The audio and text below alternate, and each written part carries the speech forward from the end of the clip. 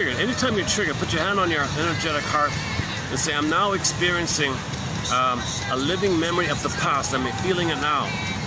I'm experiencing a past memory. And you put your hand on your heart. I'm living now a past memory.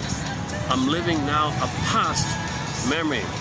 But you're in the present. You're touching yourself. I'm in the present, but I'm living a past memory. And it may calm you down a little bit. It may actually. You may not be so triggered anymore, if you're lucky. Anyway, so back to the broad idea.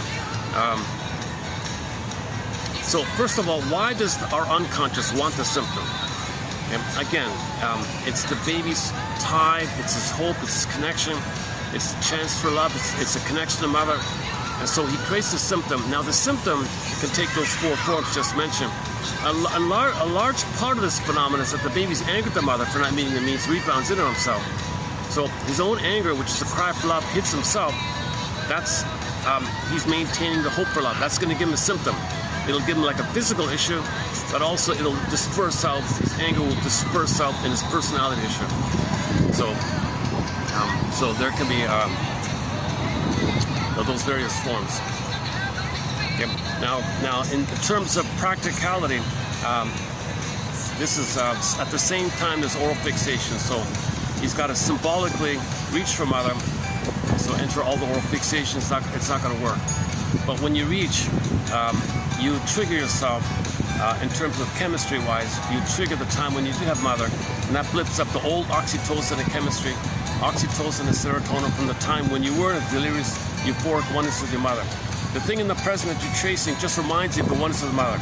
It's not about the thing in the present, it's about triggering yourself. Alvin and Paul referred to the thing you're chasing, so dopamine for the chase, but you're chasing for a symbol of you and your mother in the past. So it's not about the present, it's about using something pursued in the future to trigger the past to feel better by the chemistry fantasies of the past coming up. So Alvin and Paul referred to the oral fixations, the thing you're chasing, whatever you believe is going to trigger that.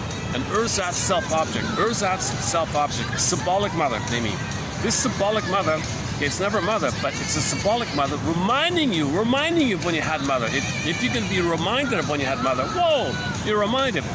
The experience of when you did have mother, the chemistry comes up, and you feel better, and the oxytocin and serotonin, okay, love and safety, pleasure, are going to blip up above the pain you're feeling.